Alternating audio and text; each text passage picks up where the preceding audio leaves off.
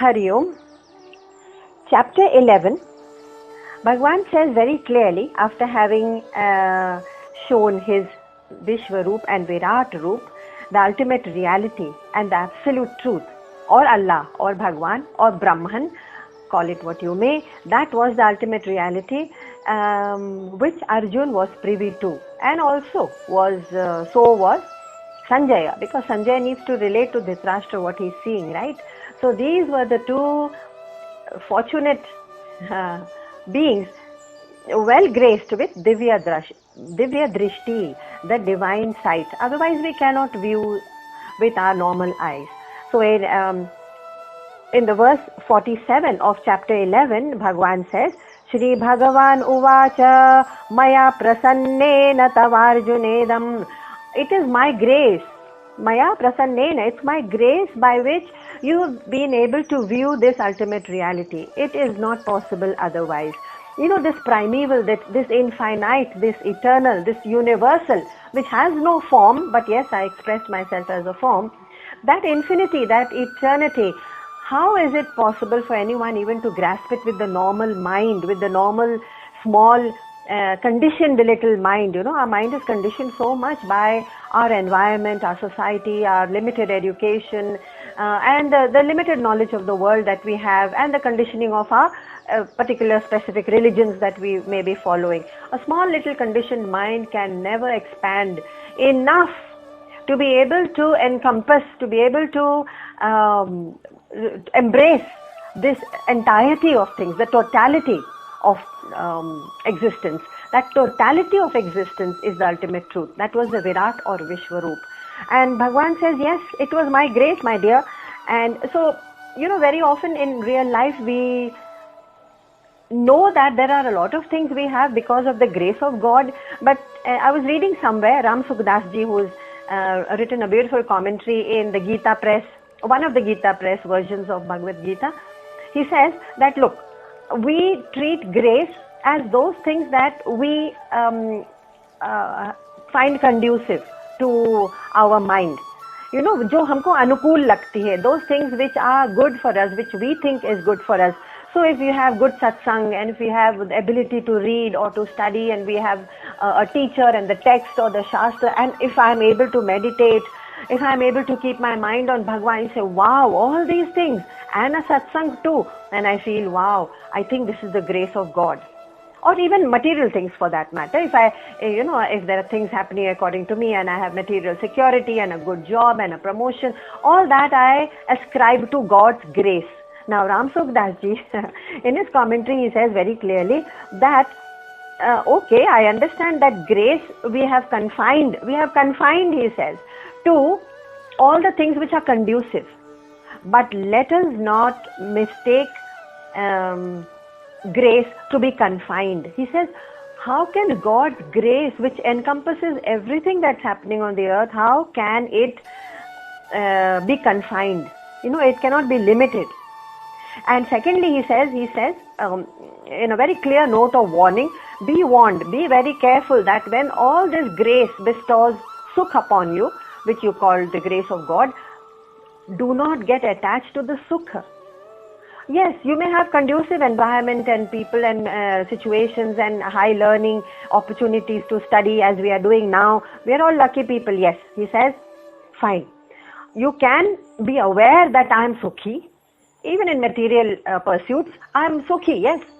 But the moment you get attached to that sukha, that's the problem. Not the feeling, not the understanding, not the gratitude of grace or sukha, and then you let it pass. The attachment to the sukha is the problem. In fact, the entire Gita is about detachment. So, I am sukhi is okay. I can experience it and let it go. Let it pass. Do not hold on to it. So, he says, be careful and detach even from sukha. It is the grace of God, no doubt. And also this was actually, it is going to be mentioned a little further up in chapter 14, where Bhagwan says, Sukha Sanghena Badhnanti. Sukha, attachment to Sukha is going to bind you. Jnana Sanghena Chanagha. Even your attachment to Jnana is going to bind you. So be careful. So I know there was a point in time in my life, I can pick any point actually. Maybe one time when I was very happy, when I felt so fulfilled, when I had this great position in a multinational company, and I was holding a high position, enjoyed work, loved driving to office, had great camaraderie, great sense of contribution to that particular project. All that was great. But lockdown and pandemic has taken all that away, suppose. Now what happens to me? That same opportunities which had given me great sukha are giving me dukha now when I think about what is lost. That is the tragedy of attachment to sukha. That when it's gone, and it will go, my dear, there is no guarantee that anything is going to hold on for beyond a few seconds or beyond a few months or beyond a few years. And so then our jobs were lost, our salaries were cut, whatever. There were lots of tragedies happening.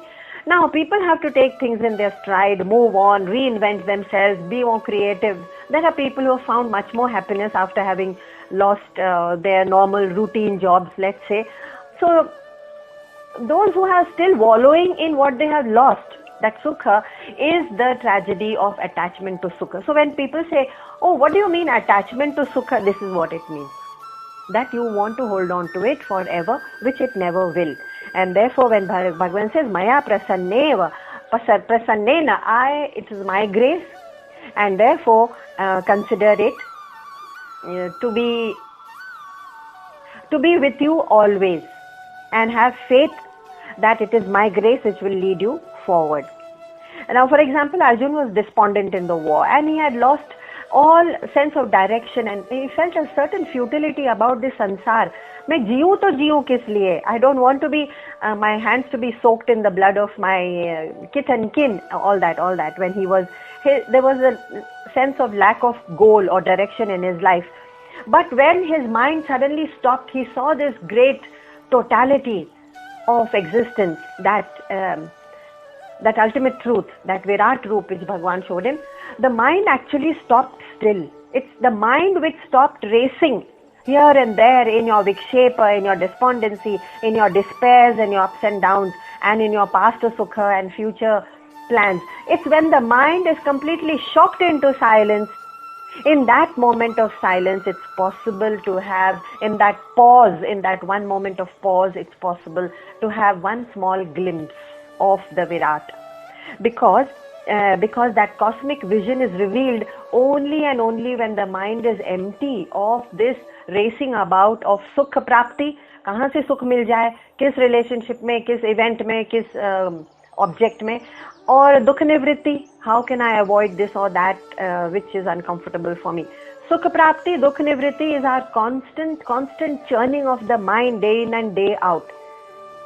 If we are aware enough to notice the direction of our minds, we will notice they fall into these two categories, and they are both useless pursuits. For the mind, they are useless pursuits. They don't lead us to anything higher. It's only when there is a silence that falls, and it's only some moments in our lives when we are shocked into silence. Our minds are shocked into complete silence, and that's when we can view that ultimate reality, which will reveal itself because its presence is always there. It's like Osho used to say, it's like we are standing in the beam of light, and the beam of light is falling and washing over us all the time. And then we are saying, where's the light? Where's the light? I'm looking for consciousness. क्यों? क्योंकि मैंने at the same time blindfold लगा रखा है. The blindfold of sansar, the blindfold of pursuits in sansar, व्यक्ति, वस्तु, परिस्थिति, objects, promotions, wealth, security of material, and मान, अपमान, and also looking for approval and appreciation on social media. This is the blindfold which is driving us into darkness, and then with that blindfold we say, where is God? Where is consciousness? And Osho says, you are standing in the beam of light. It's like an actor on the stage where the focus light is falling over him and washing all over him. Every part of his body is lit up, and the audience can see it and he cannot. Maybe because he's like Dhritarashtra holding the blindfolded. Okay. It's something like that. But how can I then attain this great vision? That's a question that arises in the mind of every seeker at some point. Okay, I've understood now what is the truth, at least in words. Only in words we can understand. We are poor creatures of letters so far. Now, in verse 48, Bhagavan says, you want to know how to attain me, but I'm going to tell you first how you cannot attain me. And that is the first line of verse 48. Na veda yagyadhyayanairna danaihi. Na veda yagyadhyayanairna danaihi. Na ved, na yagya, na dhyan, na dan. There are 4 things mentioned all in one line. See the compactness, the beauty of the language itself is marvelous. Why Ved? Because it's your adhyayan, it's your self-study. You're still delving in the world of literature, of words, of letters, of symbols. So knowing the Shastra is one step, okay.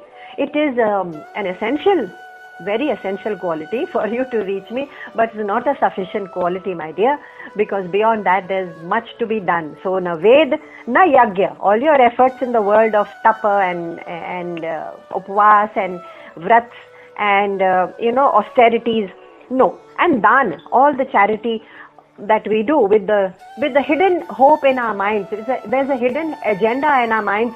I'm doing this dan, I'm doing this puja, this havan, this yagya. At the back of the mind, God, please, in return, please do protect my interest and keep me prosperous and healthy and happy and my family and everything. All that is running in the back of our minds as a kind of trade-off. So all our puja and yagya and dan, except perhaps studies, because study is related with the intellect. So intellect says, I just need to understand. And the rest of it is a kind of trade-off with Bhagwan. I do this and now you look after my prosperity. Okay, he will, ultimately he will, but he says, no, that's not the direct route. It is a necessary condition. Of course, you need to do all these things. Otherwise, how will there be manishuddhi? How will you have control over your mind, your body, your senses? So all this you have to do, tapa, yagya, vrat, upvas and even austerities. It's only then that you can have control over your mind sufficient enough for you to grasp that subtlety of that ultimate truth. वो इतना subtle है कि हम gross world में रहकर और gross चीजों के साथ interaction कर करके, व्यक्ति, वस्तु, परिस्थिति, घटना, all these are gross, स्थूल, जड़ वस्तुएं, and we are जड़ meaning not व्यक्ति are not जड़, but the relationships that we hold on to, that is just a temporary thing. So all these things are keeping us from knowing the subtle. To know the subtle, we have to have a mind which is subtle. To have a mind which is subtle, it needs a lot of silence and refinement and quietness and silence. That state is to be reached through all this, but this is not a direct means. Bhagavan says very clearly, and I am quoting Bhagavad Gita and Krishna. So if anybody challenges us to say, no, these are direct methods, you go to the temple and you make these prayers and offerings to the Pandit and all that. So if they challenge you, you may like to quote verse number 48 of 11th chapter to anyone who wishes to know why, because Bhagavan is very clear why. The simple thing is, when I want to know the truth, I don't rush to the pujari of the temple, because he has done so many years of puja and havan, and he has been leading the prayers of 1001 Gayatri mantras and Mahamrityu mantra japas. He has been leading for thousands. He must have done the jap for thousands of people, and millions of times he must have done it for himself. He is the pujari. But when I want Gyan, I go to the temple looking for the Swami or the Gyani, not the Pujari. So isn't the logic amply clear? So all that we have learned from the Gyanis or the Swamis who have been kind enough to share their knowledge with us. But we don't rush to the Pujari at the temple when we are seeking truth. And that logic should suffice actually to bring home the point that where the path to that ultimate knowledge is only Gyan. That should suffice here. Moving on, verse number 49 and 50 says,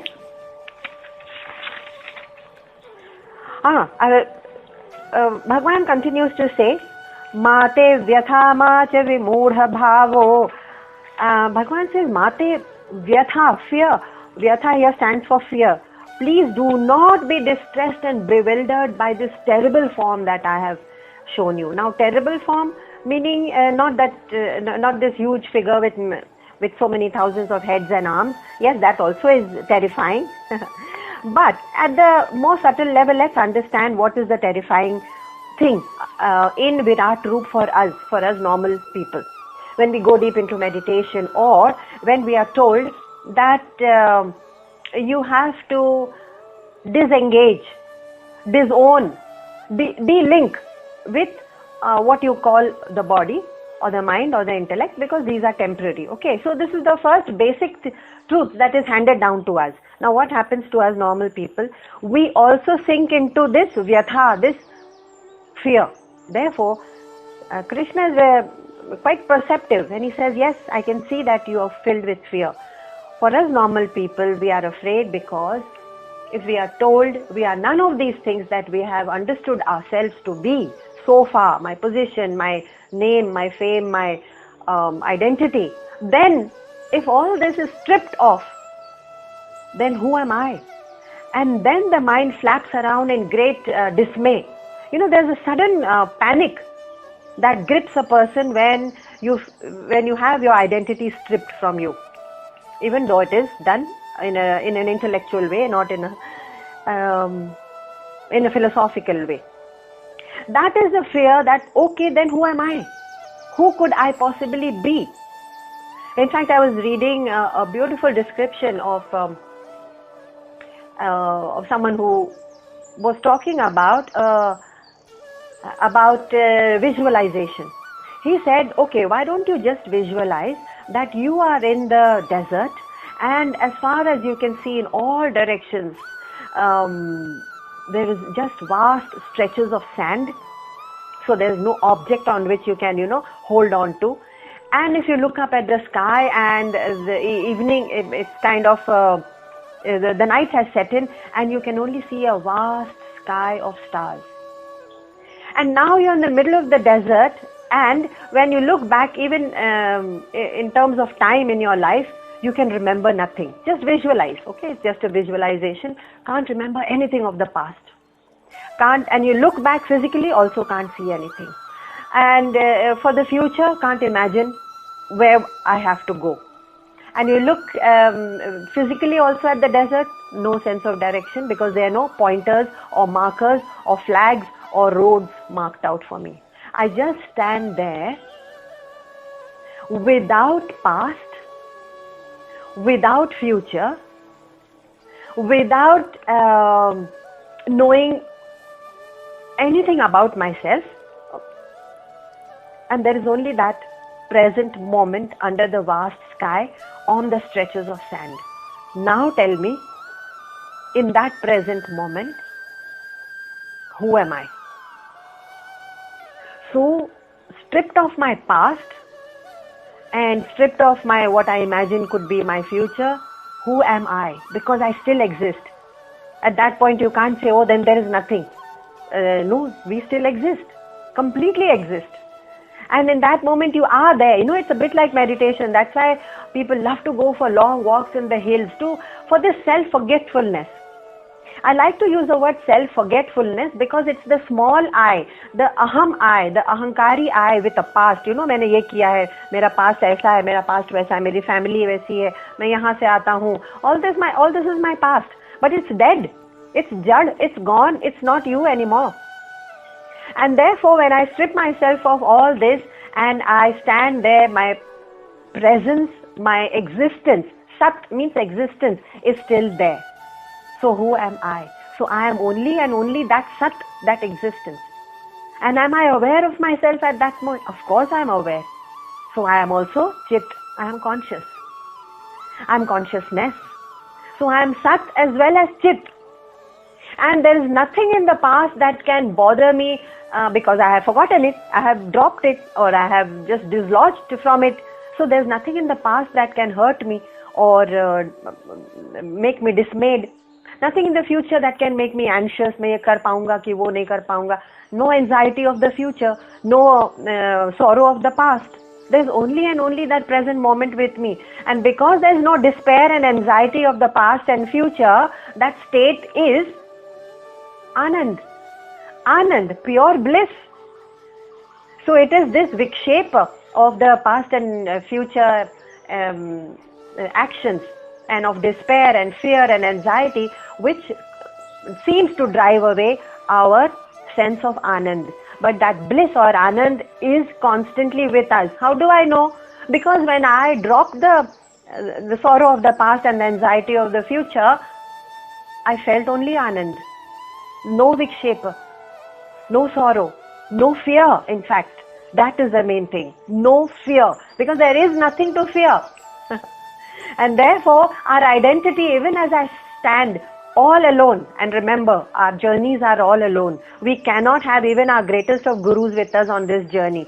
So as we stand in the desert all alone, a lone figure, not even a shadow being cast, and only the vast sky of the cosmic planetary bodies above us, and stretches of sand, and complete silence.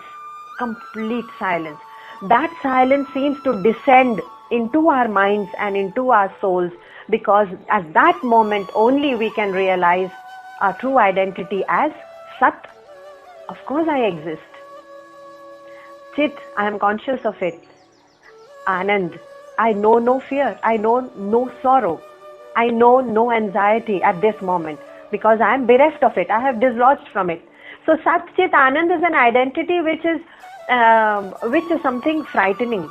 I was talking about fear. Bhagavan says, Mate Vyatha, don't be afraid. But suppose we are put in that position where nothing belongs to us, not even our identity of who I am, a great warrior. I'm going to fight at Kurukshetra, and I am going to gain Hastinapur and be a great king and establish law and justice.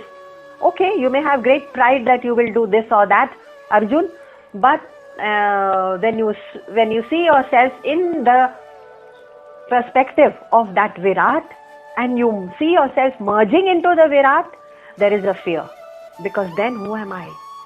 That is the fear that Krishna has understood, and Arjun has also expressed it, saying, please go back to your old form. I cannot. So Arjun's fear sometimes may be translated literally as, okay, so he saw this great vision and he was afraid. But why? Because we are afraid of losing what we have held on to for as our identity throughout our lives, because that totality is something that we may merge into. Not may merge, we are part of that totality. And we get a glimpse of merging into it, just as in deep meditation. Exactly as in deep meditation. And therefore, sometimes people's minds flutter up again from deep meditation, because they're afraid they're losing their hold, their grip on something. On what? Their worldly, their sansari identity. I'm losing my grip. When I don't have any memory or anything to do or any idea to pursue, there is that definite fear. Fear, and all this is the bottom line, is the fear of loss of one's identity as who we think we are. It's a false identity. Bhagavan has already said it's a false identity because it's temporary, whatever you've been thinking. But if you merge into that ultimate, infinite eternity, that is your permanent reality. And that is your permanent you. And that identity, if you hold on to, you can never have fear. Fear is something we will never know. Fearlessness. Krishnamurti also used to say that one of the offshoots of true spirituality is fearlessness. Because then what is there to fear? In fact, you can't put your finger on what is there to fear. Because you know that everything in the sansara is just a passing phenomena, including ourselves as bodies. We are also a passing phenomena. So what is there to be distraught about? Now, when our minds from this vastness of infinity flutter back into sansar out of fear and out of panic, that's when we lose sight of that great vision. We are very close to it. We are swimming in it, but we lose sight because we rush back into sansar. Same thing happened to Sanjaya. Sanjaya had been given the war correspondent, let me remind you, the one who's relaying this whole story to Dhritarashtra in Hastinapur. He had been given Divya Drishti naturally because he is the correspondent, he has to be given the special powers. He had this Divya Drishti, but in the middle of the Kurukshetra war, the Mahabharat war, actually when he saw Duryodhan's dead body, at that time he was steeped in such grief and sorrow that Divya Drishti was taken from him. Same thing happened to Arjun. Arjun, when he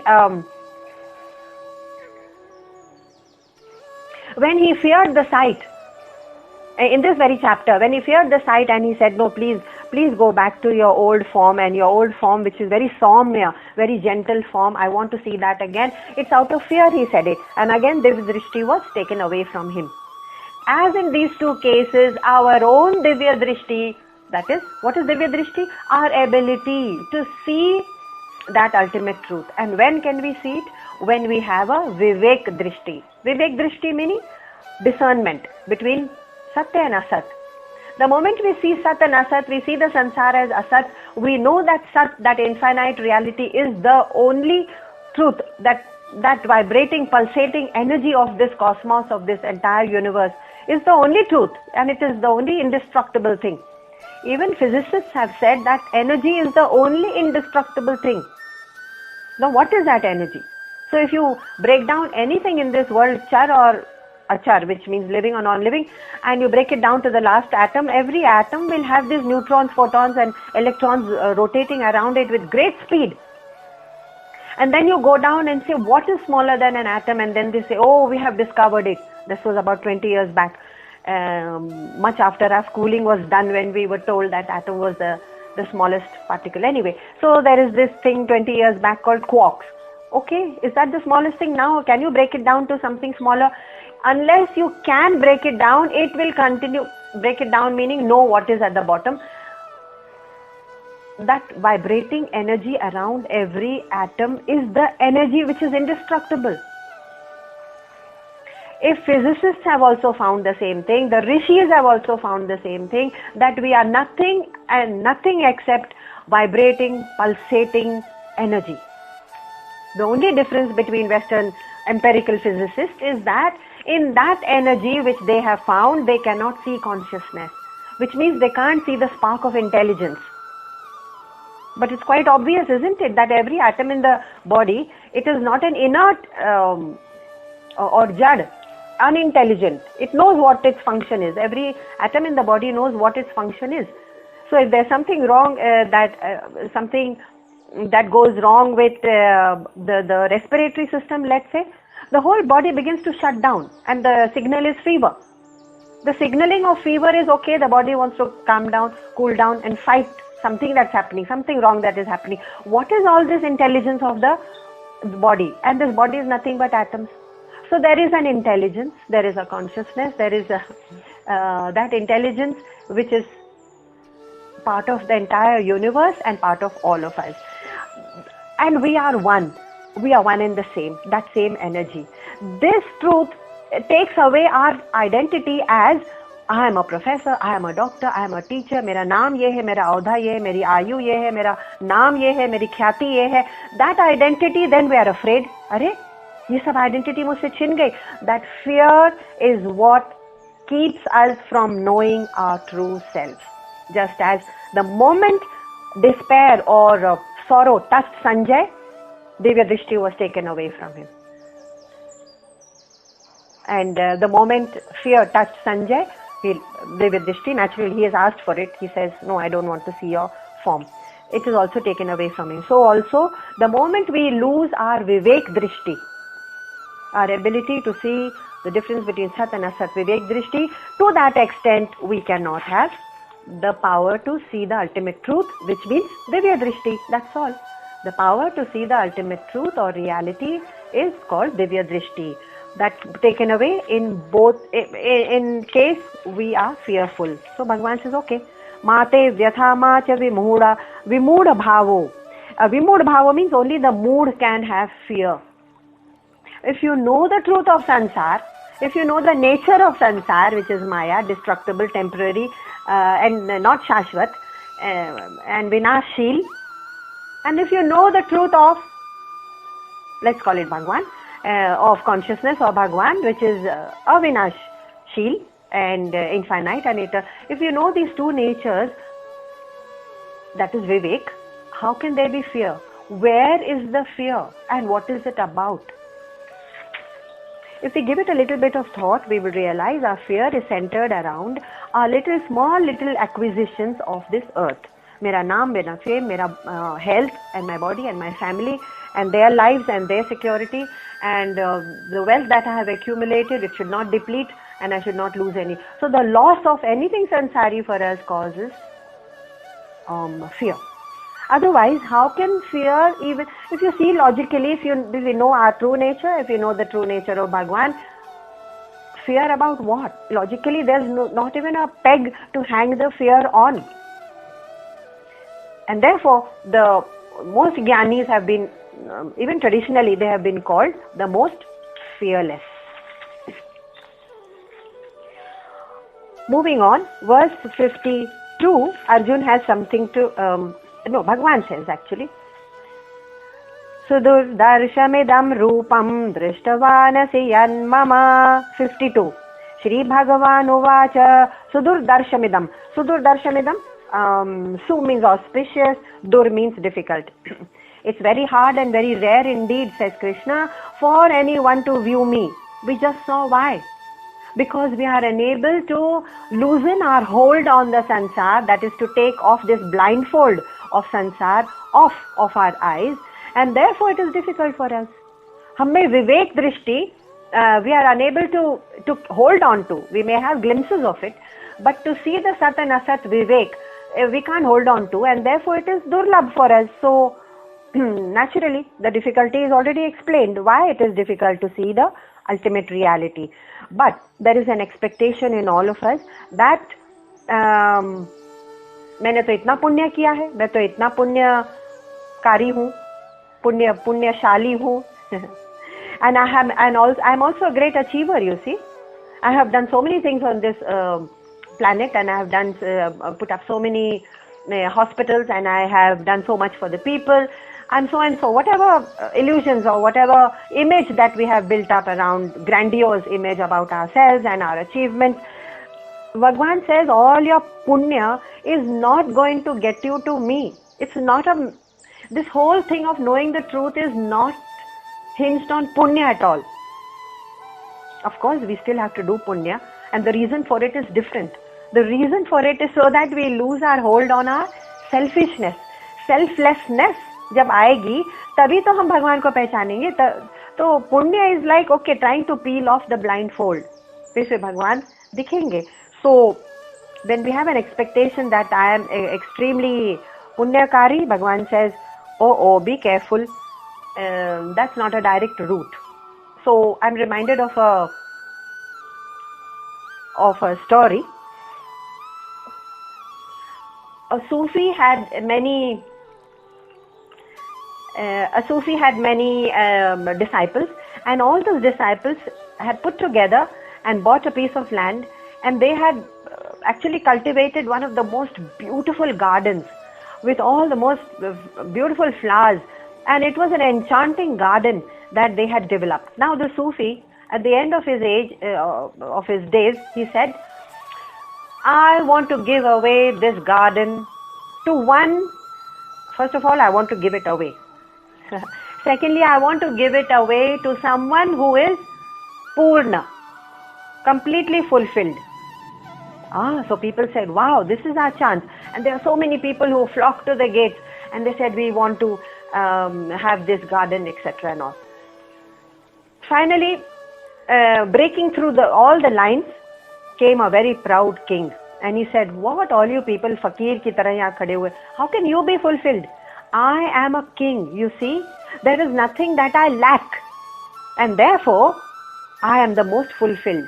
And the Sufi has said, the one who is most Purna, fulfilled, is the one who will get the garden.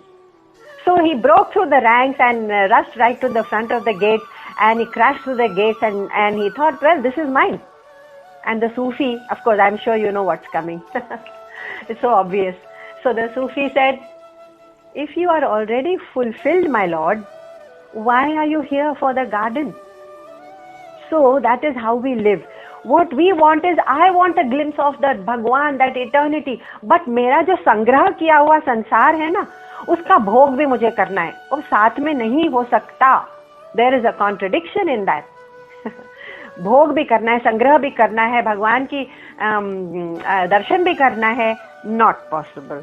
So here Bhagwan says, Sudur Darshaha. Now you know why it is so difficult to reach me, because we are hanging on, with our feet in two different. Is it in Hindi or English that दो नाव में पैर लगा डाल के खड़े हुए हैं? Sansar and Bhagwan. But only the grace of God can reveal. Not a single capacity and power and wealth on our part can help us achieve that. So number 53 says, Naham Vedairna Tapasa. How else may you not achieve me directly?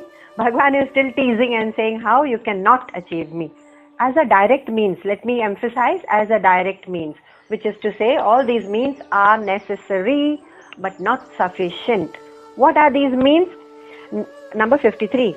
Naham Vedairna, study of Vedas, Tapasa, doing extreme austerities, and tapas, and Nadanam, charity, Nachejyaya, all the sacrifices and havans and efforts in the world. No, these are four things that will not directly have you reach me. Why? He is repeating that all your ability to read the Vedas and to do all this tapas and dan is not going to get me here. Because if that was the case, then Kabir would have been knocked out of the race long time back. He would have been rejected by Bhagwan. Arey, tumko na to Ved aata hai. He was a poor illiterate fakir. Not a fakir actually, he was a weaver, belonged to the weaver's family, Julaha. But still he liked to live like a fakir, Laga man fakiri mein, he used to say. My mind is like a fakir and I love to be a fakir, Laga man fakiri mein. And totally illiterate. See the language he used to use. But he had... So if it was our capacity, our great scholarship of the Vedas, our great learning and jnana, our great charity in the world, our ability to do great tapas, that means great fasting or austerities, if all this could reach us to God, then Kabir would have been long time knocked out and rejected by God. But no, God has embraced him. So all these things which God has mentioned, Naham Vedairna Tapasa Nadane Nachejyaya, is what is amply explained through the example of Kabir.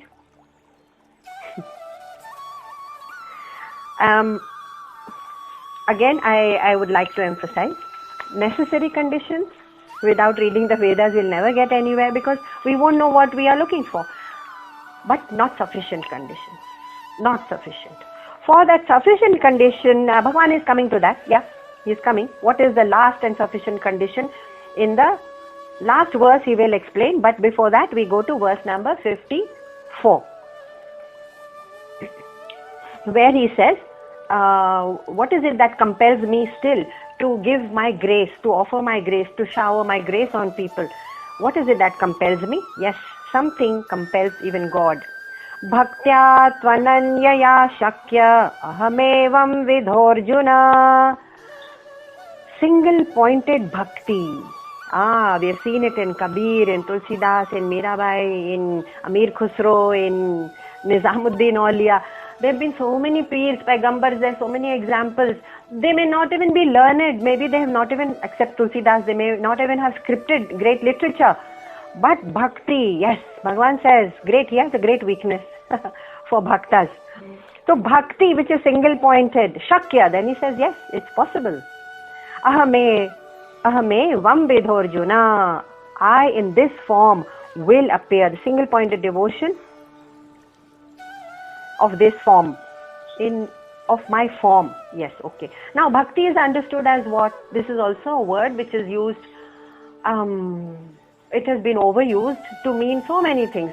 To the common man, to the villager, to the pujari, to the scholars. It all has different meanings.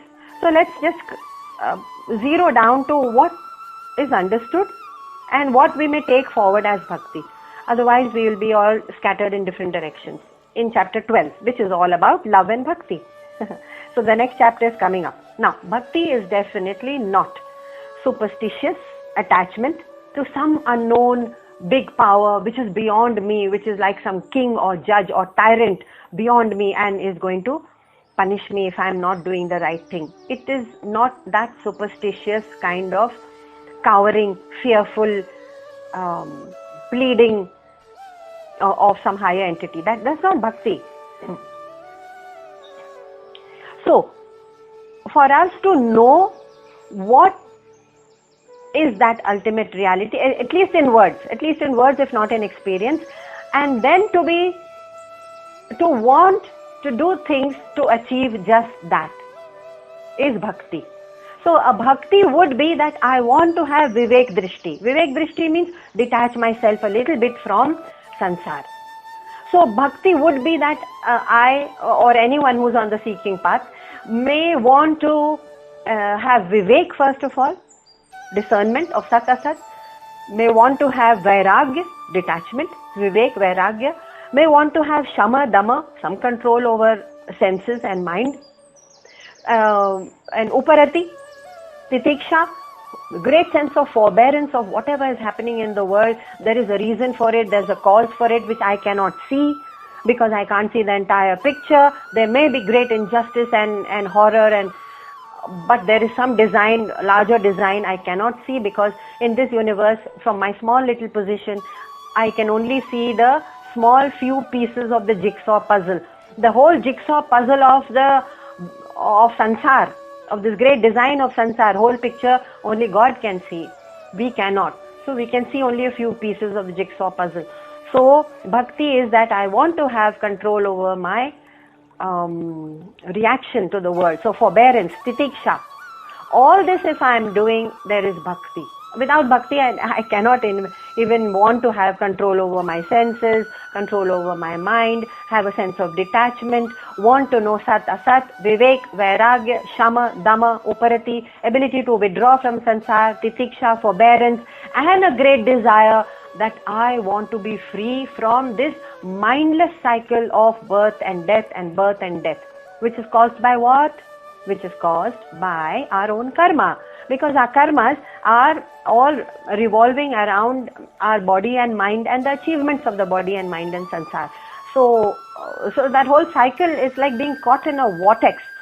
And to want to strike out of it is mumukshu, the desire for moksha, freedom, mumukshatva. So all these things if I do, I may be called a bhakta. Bhakta, one who is steady on that path. Having established what we mean by bhakti, let's say what Bhagavan says in the second line. He says, yes, you can achieve me through gyatum, drashtum, cha tatvena. Gyatum, first know me. Drashtum, contemplate upon me. Here, drashtum also means to see, but it also means to contemplate. And praveshtum. Praveshtum cha parantapa. Simple, 3 injunctions. Know, see, enter.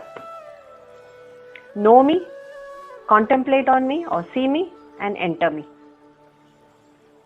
How? Gyatum. How will I know? Of course through Shravanam, through listening to the scriptures, through finding out the truth. So bhakti can't be blind superstition. If it is, then it is a complete loss of spirituality.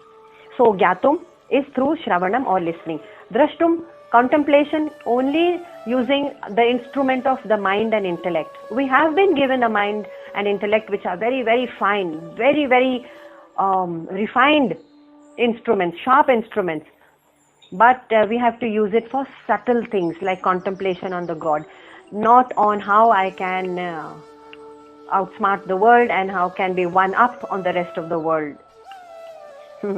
So the mind and buddhi can be employed even for those purposes, and it is, but the purpose of the mind and buddhi to contemplate. And praveshtum, enter me, simple, I am here. So the bhakt is one who really tries to know me. Simple definition?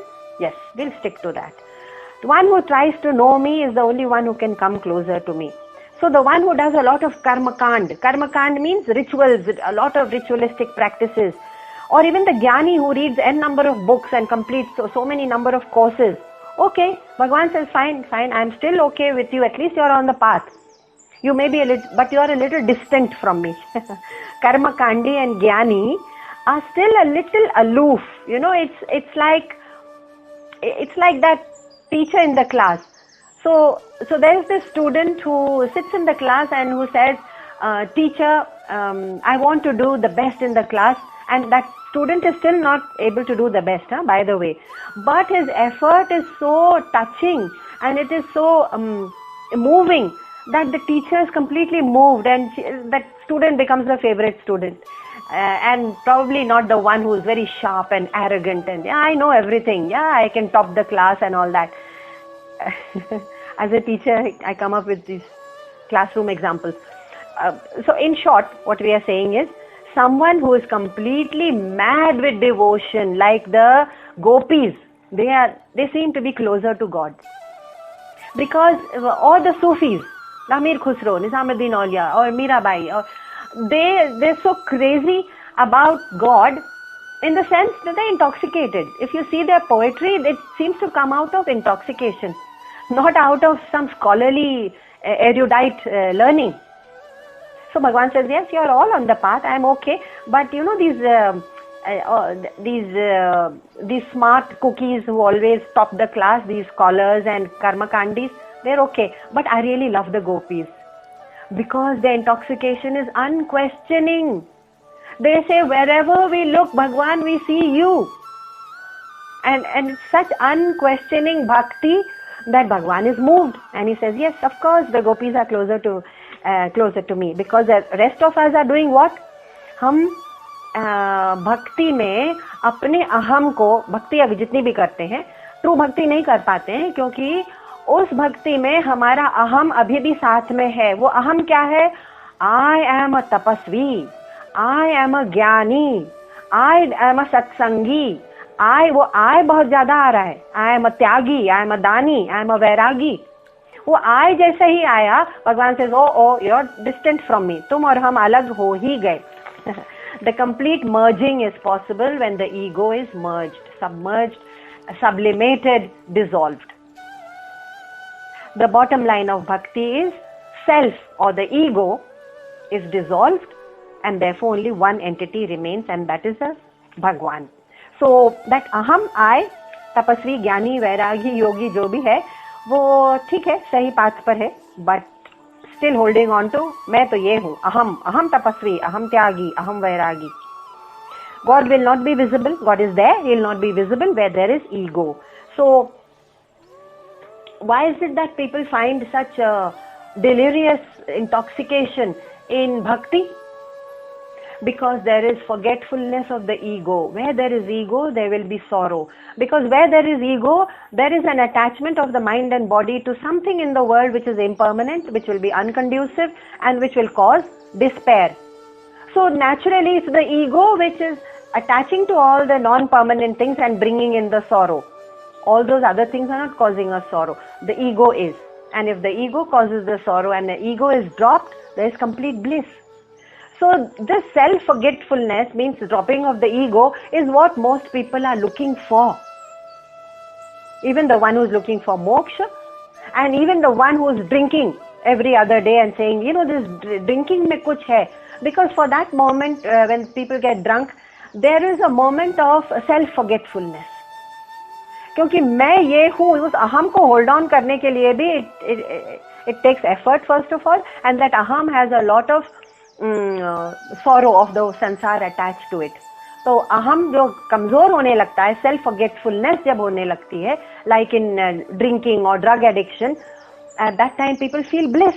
You say, हाँ ये तो bliss है, but they mistake this bliss, this altered, Aldous Huxley also used to call it an altered state of mind, which people gain in drugs, through drugs. Altered state of mind is nothing, the bliss that comes when there is self-forgetfulness. Now, through drugs, it is an artificial way of doing it, and it is temporary, and it is ajnani. Because yes, I dropped my ego. I didn't know who I was. I was in a delirious bliss for that moment of drug addiction or drunkenness. Yes, but you were also in Agyan, my dear. That is the problem with the bliss of the sansari things, which is in Agyan, because I don't know who God is. I don't know my true nature.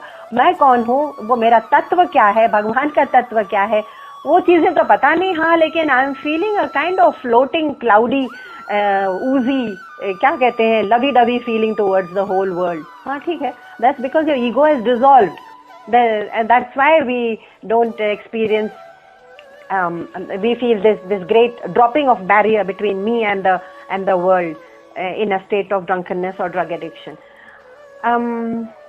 So that agyan is something we need not hold on to, but it is a point to remember that there are many things we do because of the bliss of self-forgetfulness.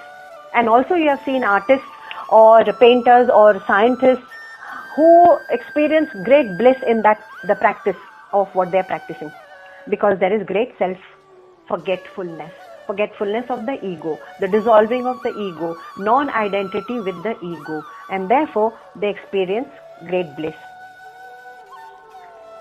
So therefore people try to identify themselves with larger and larger causes, like my country, or my nation, or my language. Even though it is jingoistic, it is still beyond the small little ego. And then my universe, and then my environment, puri dharti ka paryavaran.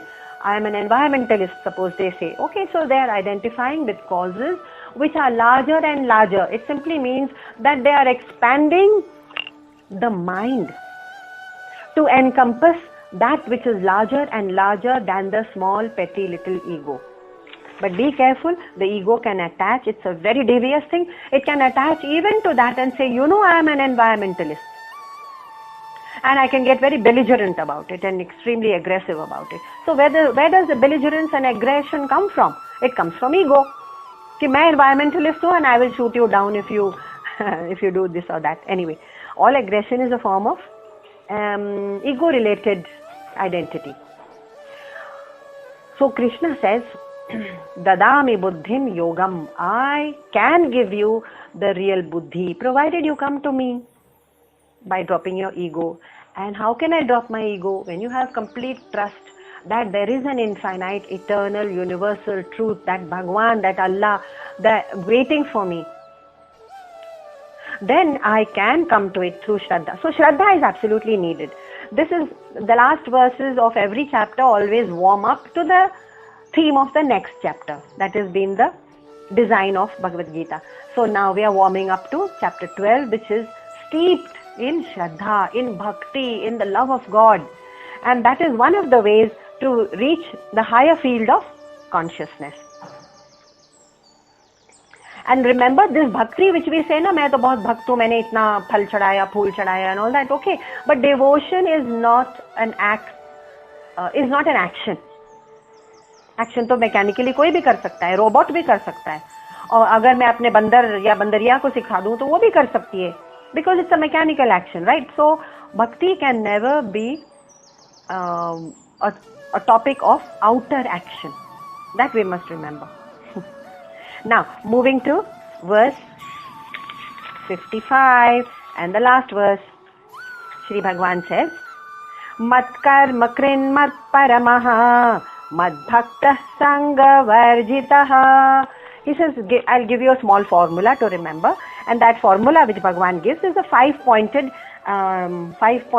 route map, you can say, or 5 disciplines, pointers along the way. He says, Mat karma kreta. So why don't you just do actions for me? जब हम कहते हैं कि कर्म योग करो, it is one of the ways to drop the ego. Ego drop नहीं हुआ तो भक्ति नहीं आ सकती, और ईगो ड्रॉप करने के लिए एक ही काम कर सकते हैं कि all the things that we think that we are doing, which is puja archana and adhyayan and whatever, daan, charity, we have to imagine we are doing it for God. Mat karma krin. Why don't you just offer it to me? Why, whatever we are doing, even in our professions and in our positions as family members, why can't we pretend that we are employed by God? Yeah. So, nimitta matra bhava savya sachim. Bhagwan had already told Arjun, just be my instrument, please. You're as if you're employed by. God is my employer. I am doing whatever has been ordained in the certain position that I've been given, and therefore, if I am made the manager of a company, it's because God has given me the capacity and the efficiency and the skill and the buddhi. Otherwise, I wouldn't be in that position. It's His grace. It's the grace of God. So he says, He's my employer. Final employer is God. And therefore, automatically what will happen? All the actions that we do will assume a divine quality. And all of you know this, my favorite story, which I quote all too often, is about the three masons who are building a certain structure. And an interview, a journalist, the spooky little journalist who land up everywhere and say, how do you feel? So this journalist asks, what are you doing?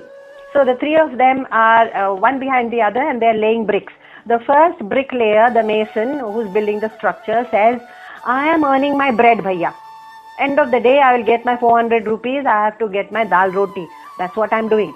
The second mason is asked, what are you doing? He's also laying bricks, but he says, I'm making this great wall with very ornate pillars.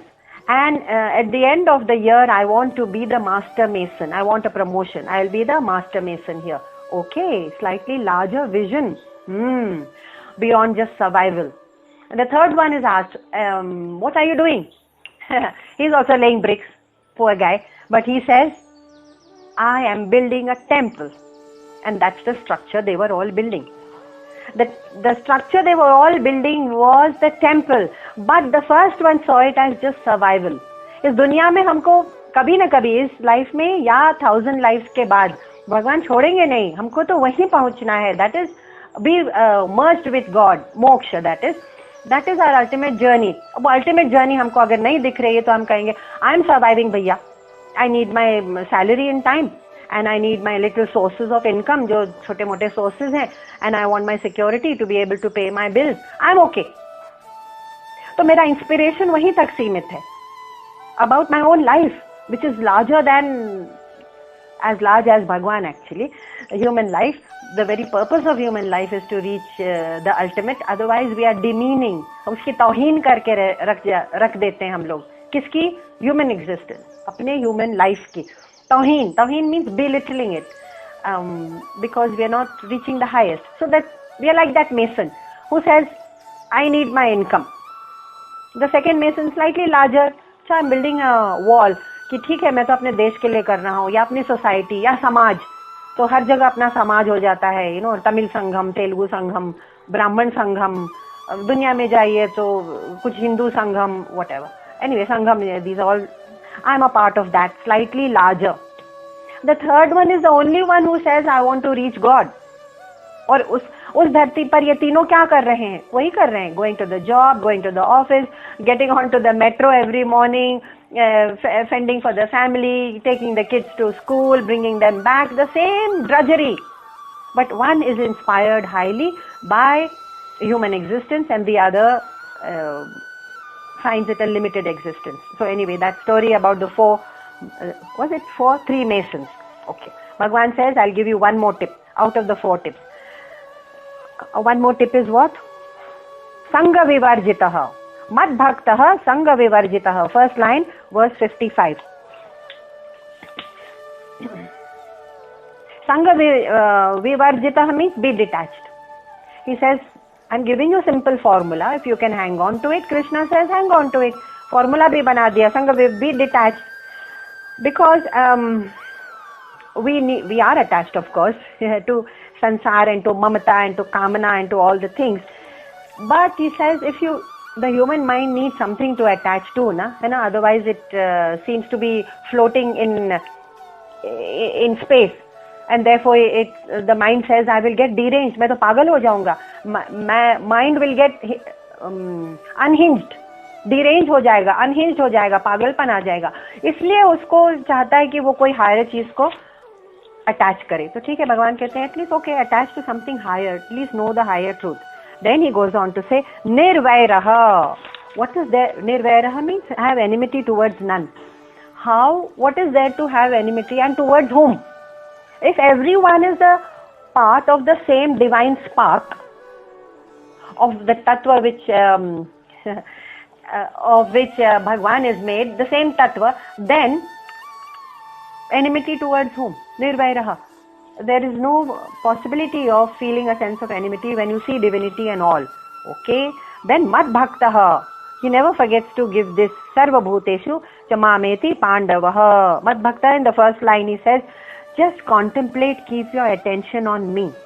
Why don't you just remember, Krishna says to Arjun, कि उन्होंने बहुत बार बता दिया है कि सब काल में मैं हूँ. सब काल मीन्स टाइम. सब काल में मैं हूँ तो अभी भी मैं ही हूँगा.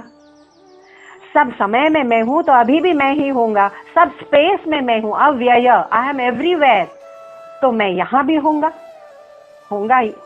ही यहाँ, क्योंकि आई एम एवरीवेयर, अभी भी होगा, यही होगा. और I am in every object and every person in the world.